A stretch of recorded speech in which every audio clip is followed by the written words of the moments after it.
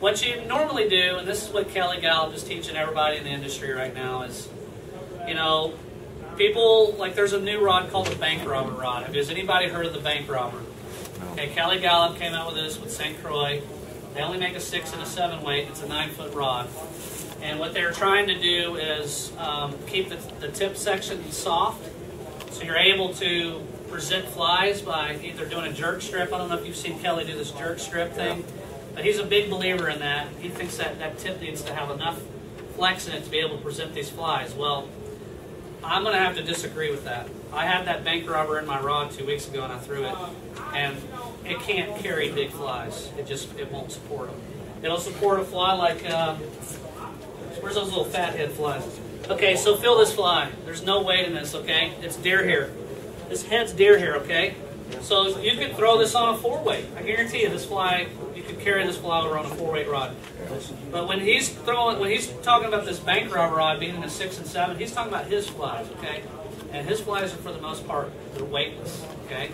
But like this fly, you couldn't throw that on a bank robber. You just couldn't do it. He would overflex the rod and you'd break the tip right off. I guarantee it. But these you can. So if you had a normal average 6-weight rod and you're throwing these fat heads, you could do them. And let's say you have a floating line, okay? Yeah. And you don't have a full sink line like the lines are coming out with. And everybody's coming out with those loop ends on fly lines now, so you can loop to loop everything, okay? That's just because nobody wants to mess with a nail knot, really. That's all that is. Yeah. I don't like that. I'd rather not that loop not be there. But when we're getting into these lines that you need to trade out and you only got one reel and one rod, you need to get little sink tips. They come, you know, IPS. They come, you know, 3.4 to 9.0 IPS, and they're little 15-foot heads that you can attach to your fly line, and they'll sink. But you know, those will only really work if you're dealing with 1 to 2 units of water here. If you got more than that, you're just not. The key to all this streamer stuff is you've got to get in the strike zone, okay? And if your fly is always up here, let's say I'm a fish and I'm down here, okay, and it's 6 feet deep, and my fly's only getting down to here. Do you think that fish is seeing that fly if he's way down there? Could he see it if it was right here? Yeah. That's the key, guys. So if you're going to have, let's say you have a 7-weight, you've got a 275 grain sinking line on it that Kelly invented. What that means, streamer express lines and grain, when I talk about grain, means there's a 30-foot head, okay, a 25 or a 50-foot head on these lines, okay? They're built into the running line on the back of the line, which is your running line. And it can either be a hard mono or it can be, you know, floating line on the back end. So Kelly Gallup has a streamer express line that's a 275. It's got a 50-foot head and it's got running line that's floating, okay? But he's fishing all this stuff on the Madison, and the Madison for the most part is 3 to 4 feet deep for that river, okay? So when you're throwing a 275 on a 7-weight, that setup is ideal for 3 to 4 feet of water, okay? Because it'll suck that fly under maybe 2 feet under the water column. That's all it's going. And here's the key. Let's say that's the bank, okay? And I want my fly, and that's the key, guys, is if your fly, let's say let's say you make a cast and your fly comes off the bank here, okay? The bank's right here.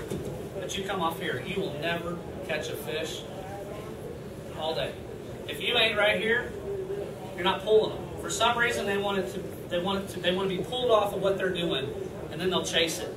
I've only had a few fish when I made a cast here and they're holding right here, they'll actually come right up and hit it.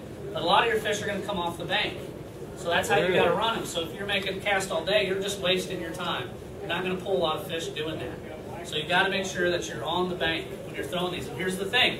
Let's say that this is 5 feet, okay? This bank's 5 feet from the bank right here. Let's say it's a slope and it drops, okay? Well, these fish, when there's a lot of heavy water running, they're going to be holding right on the banks, okay? What happens is, if you want a good streamer day, you got to wait for like 2 days of good water. Let's say I'll wait 2 days for the water to be up 8 units to 5 units, okay? If it's up to 5 units and it's ran 2 days like that, you can guarantee all those fish are on the banks now, okay? So like if you go out and they just turned it on and you, oh man, I'm going to hit the rise and I'm going to throw streamers. It'll work, but you don't have enough of them on the banks yet for it to really be a successful day. Wait a couple of days, let them really get to the banks, and then you'll have that. So let's say what I was saying, there's a brown holding here, and my fly's right here, and I'm throwing a 275. I just left the Madison, and I've got this thing that's ideal for 3 to 4 feet of water. Now I'm fishing 6 feet of water, and the only thing you've got is a 275 grain. You think you're going to do good that day? No, because your fly isn't getting down enough. And here's the strike zones from here to here. when you start pulling from here to here and your boat's out here, this is all naked water, and if you're not getting them to turn from the bank to here and they're still chasing it, then you need to just recast. The key is to microfish the bank. So when you're making these casts, you want to maybe strip 4 times, 5 times, and you want it back. You want it back over there again. Because if I'm going to run this thing way out here, I'm just wasting time, and now I'm floating, right? So I've just floated by maybe a fish holding right there, but I wasted my time because I'm stripping out here instead of getting back to that bank. So the key is to bang that bank, bang that bank, bang that bank. That's why you make 1,000 casts. And the thing with these lines, okay, these 50-foot heads and these 25-foot heads that are built into these lines now, the thing that you've got to realize is that that's got to get down. That's the key. Is that when I get that thing right here, it's got to start sinking. And you're stripping. At the same time, you can't wait. Because if you wait, it's not like you wait in the water. You make a cast, you mend your line, you can wait for that fly to fall. You don't have that kind of time. So you've got to make the cast and start running. So now the question is, how can I come out with a system that's going to be able to cast to that bank and get down quick enough to get into the strike zone to get that 25-inch fish? If I'm running too light a line and it's way out here, I'm dead in the water, and that's the way you're going to be all the time. So now, what we're trying to figure out, and this is what everybody's trying to figure out right now in this river, because there's about 5 or 6 guys that are really hardcore streamer guys right now, and they're running these banks and they're catching. But here's the deal: not a lot of people. I think there's been 3 to 4 browns that have been between the 28 and 30-inch class that have been landed in the last 2 years streamer fishing. A lot of your fish are 24, 25 inches, and I'm telling you why. Those 30-inch fish, we're not getting it in their face. Period. End of story. Those 24s and 25s are all over the place. So you're going to catch one because we have them in the river.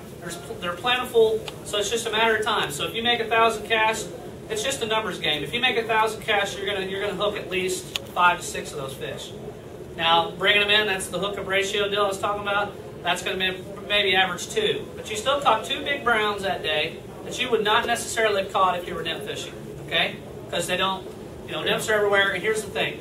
These rivers are put and take rivers. They're for people to come down here, vacation, take fish, and go eat them, okay? So they're going to always put these cookie cutters in here. I call them guard fish. They're going to guard the big fish every time. So when you're nymph fishing and you're trying, and you see a big fish, a little guy's going to come right in over there. He's going to get it, and then you've wasted that, and then he's going to swim around and spook that big fish, and your chances are gone. So if you're going to nymph fish the rest of your life, just expect to catch little cookie cutters because you're not going to dial in big fish. You're just not going to do it. So, but you can streamer fish it. So that's the thing. So, like, here's the deal, okay? I overline my rods too. A lot of people, like, if you buy a streamer line and it says this is a 350 grain and it's ideal for a 7-weight rod, okay? Or no, they'll say it's ideal for a 9-weight. They want you to throw a 350 grain on a 9-weight, okay? To me, if you're not a good caster and you've only dealt with little rods that are nymph rods, 4, 5, 6 weights, and you've only dealt with floating lines your whole life, and you go into these systems now that have these shooting heads that are heavy, you're not going to understand. You're not going to grasp it. It's not going to make sense to you. It's going to be hard for you to cast. And here's probably 2 things that I see people do a lot of time when they're getting into this and they're learning. Okay, one is they'll want to, I guess, go forward too soon. Does that make sense? And so if you don't really feel that load and you don't understand the load, you're going to work yourself to death. Your arm's going to hurt. And you're going to say, I can't do this all day. That's what's going to happen. So that just means that you have a timing problem on your cast, which means you're not waiting. And here's the thing with these heads, okay, guys?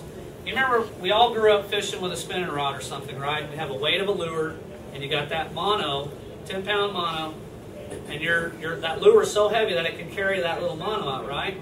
Well, that's how they're doing the concept of these streamers now, okay? They're putting these heads on here to be the weight, okay? That takes away from the weight of your fly. Who's ever thrown a fly on a floating line and it was so heavy that you couldn't turn that thing over? It wouldn't let you. Okay? That's why they're coming out with these heads. They want you to understand that the head is the weight, and the fly that you're using, you really won't feel that fly because you're really relying on the shooting head to be your weight to counterbalance that big fly. And what you want to do is when you load that right, you want to launch it. It's just almost like spin fishing now. These lines that they're making now, these heads, they kind of make the weight into the head so that it balances out that fly. So when you start learning the load of that shooting head instead of that fly, then it'll carry for you.